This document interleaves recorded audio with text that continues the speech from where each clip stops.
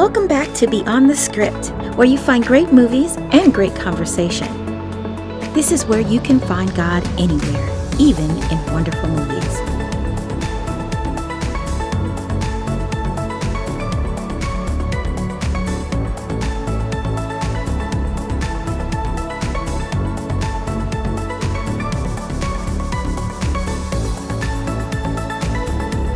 So let's get started. On my ride to work, such a beautiful day. Shooting Beyond the Script episode 2.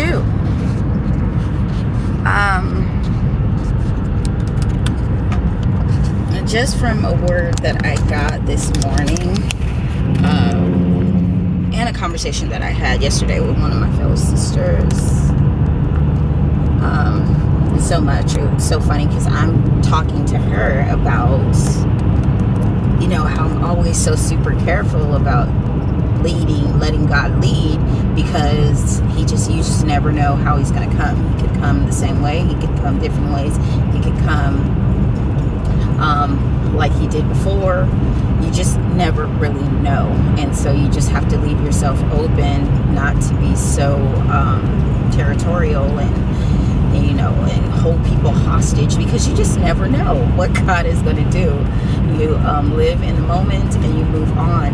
And just this morning, there's a vitamin C from Bishop Craig Ward Johnson, Cathedral of Praise, does vitamin C calls on morning. And that's just a spiritual dose of Christ. And the gist of it was just super funny. I was super late, and the moment I got in, the call dropped. I don't know, it was for me, I'm so sorry, but the call dropped, and so I sat there because I know it happens every now and then. But he came back on, and the first words that I heard was "shut up." I started cracking up laughing. I was like, oh my God, maybe I should have been here for the whole conversation, because I have no idea what's going on. And then he was saying, just get in the back seat and shut up. And the gist of it is, let God take the wheel, be quiet, and go for the ride. And so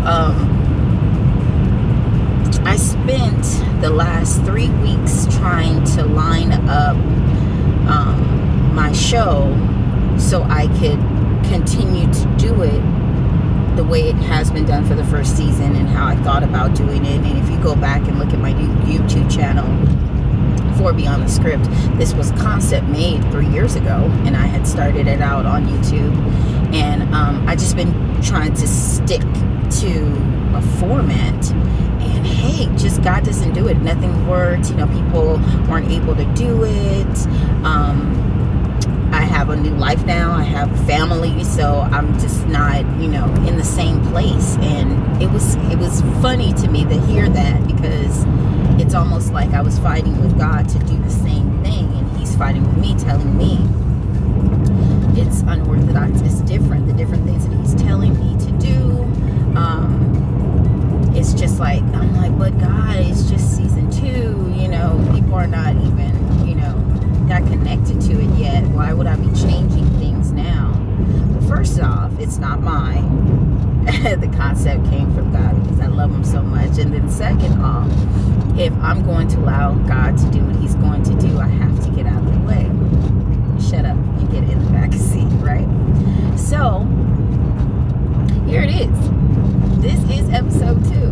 Me, no makeup, driving in my car to work, and just talking. Finding God anywhere. So, let's have a convo. This is what we're going to do today. This weekend, basically, my husband went to Atlanta, and I was in the house with my girls, and I watched some of everything this weekend. And so, one of the movies that completely stood out to me was Antebellum. I don't know if any of you guys ever seen it. I didn't research on. The only person I know in the movie was Janelle Monáe, and I didn't research who wrote it. I don't know anything else about it. But I do want to talk about the movie because, okay, first of all, I saw it on Hulu. So if you get a chance, go out and watch that on Hulu. And if you have not seen it, spoiler alert, I'm so sorry, but we're about to talk about this. Okay, so in Act 1, let me make sure this thing is still going on because I want to make sure. Okay, it still is. It still is. I cut that part out. First of all, in Act 1, we watch. Okay, first of all, you think that this is like in the 1800s, just like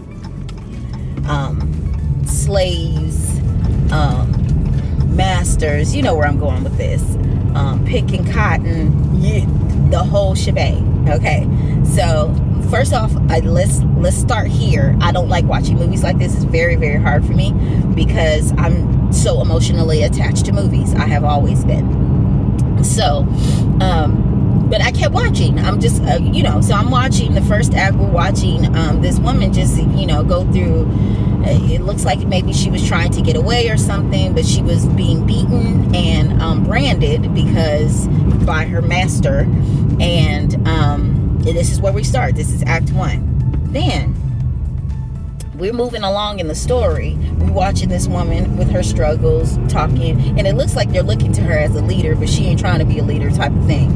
And then she wakes up in our time, like in the bed with her husband and her kid, and just a regular life. She's a dynamic speaker of Black African American empowerment. It was just amazing.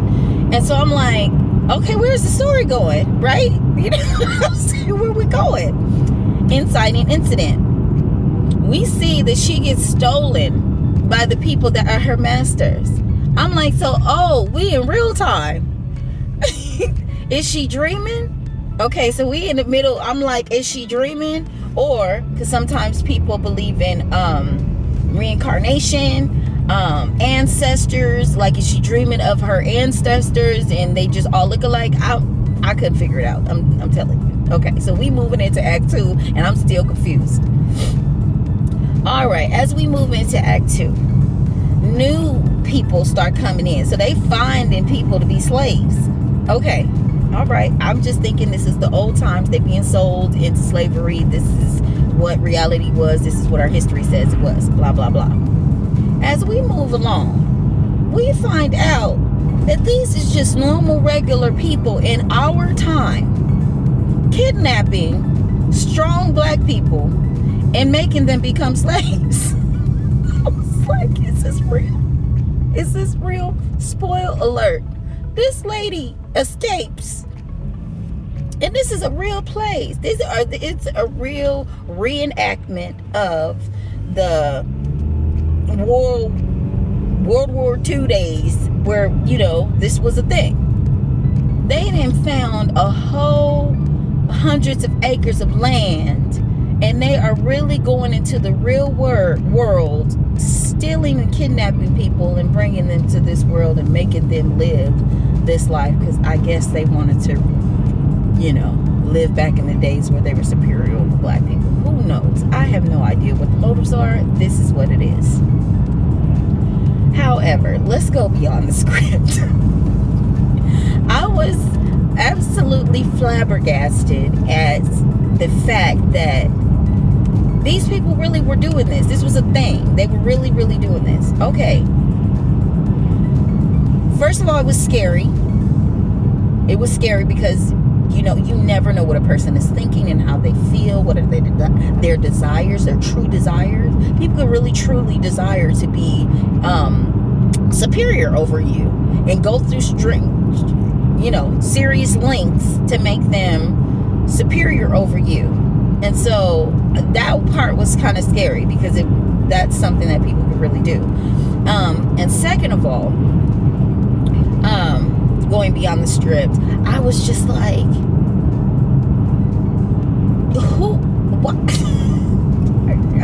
The script was, I don't know. I was all over the place. But second of all, the that was from the white people's perspective in the movie. Okay, so now I'm talking from the Black people's perspective in the movie. It was like you never know what you'll do to survive. I was just like, oh my God, because it looked like they purposely picked people who were strong-minded and people who, just wouldn't, you would think, wouldn't go along with a slave versus master reality. Like, they purposely pick people that would be like, oh no, kill me, because I ain't doing that, type of thing. In the movie, we found another girl. She had only gotten there just a few minutes, and they tell you little pieces and bits that, no, they're in real times. This is old stuff, but it wasn't clear enough for you to see that this isn't back in the day. This is right now. But until later, the girl had only been there for 2 or 3 days, and she lost her baby, and she killed herself. It was so deep, you guys, like, for real. Really, I'm serious. Go watch the movie, because I really want to hear other perspectives of Antebellum on Hulu. Hulu ain't gave me no money. I really wish they would, but they ain't gave me nothing. I'm just telling you, go watch this movie, because it's amazing. Okay, so we got through all of that, right? Now I'm telling you the movie. Now listen, we didn't go on beyond the script. Let's go beyond the script. What I got out of it, you really don't know what you would do in certain situations. We have people that are, our leaders, and we look to them, but people are people, and you don't know what you'll do to survive and what you'll do just to make it. Because this little lady, she called herself going along to get along. But after the young lady had killed herself, she was so devastated about losing her baby, she killed herself. After she killed herself, that lady fought to the death. She was preparing herself to leave anyway, but she just fought to the death to get out of there, and ended up, like, taking people out, trying to get out. Excuse me. And so at the end, I felt like it was meant for me to watch it. That's first. And then second, it was another way of saying, get in the back seat and shut up. Because you have to literally allow God to maneuver you, because you can't, like, her being able to, I'm sorry, I'm jumping all over the place, but her being able to, in the real world, being able to discuss how African Americans are so strong and we can do this and empower all of these people, when she was put in a position in a whole nother environment, that stuff didn't fly. She wasn't able to do that. So she had to get in the back seat, shut up, let God lead her into how she was going to maneuver to get out of this. So I really honestly felt like this was another way, like, that's what God is saying in this season. So if Bishop is telling you to get in the back seat and shut up and let Jesus take the wheel, and then you watch a woman be completely uprooted out of her life of power and of success, and be put in a place where she is a slave, and she had to adapt. And what I feel like God is saying to us is that we have to adapt in a world that we did not plan for. He didn't even plan for this. I feel like he wanted us to be able to, just live life carefree and happy. And because of sin and because of our decisions, this world has turned into what it is. So we have to get in the back seat and let him lead us, so we can be able to deal with the world. I mean, coronavirus and death and Black Lives Matter movement. Is so much stuff going on that people are, having a difficult time just getting by. And this show is honestly just for us to, I'm just trying to help us see and help us, even if it's just a few minutes of distraction, to think about, what are you saying right now, God? My mom just passed away. My dad just died. My sister's in the hospital. I can't go see her. What are you trying to say? This is just another tool for us to try to find out and see what God is saying in every situation. I hope that this show is doing this for you. I hope that you are getting some kind of something, and it sparks a thought in your brain. When you watch the movies that I'm suggesting, but when you watch any movie, when you get in your car and drive, I hope that you are being encouraged by God is here. He is with you, and He is going to continue to be with you through these hard times. I love you, and I hope to see you next week. I'm sorry the show is a whole lot different than what we're used to. But we shall see what God does next, because honestly, I'm going to get in the back seat and shut up. That's what I'm going to do. I'm going to let God do what He's going to do, and I am going to move on, because honestly, God is so great and so good at what He does in allowing us to learn as we hurt, allowing us to get better and sharpen us. My sister says, always been saying lately, iron sharpens iron. What He's doing with us is not just pain. We are learning, we are growing, we are becoming and building better people as we live this life. You know what I mean? We're being stronger. We're growing in this pain, in this sharpening. I can't explain it the way Angela Calloway could. But when she was talking to me, I got it. I understood what iron sharpens iron mean. And God is really, really doing His thing with us right now. So I just encourage you guys. I love you. I hope everything works out in your lives the way you plan it to. But if it doesn't, God is still in control. I love you.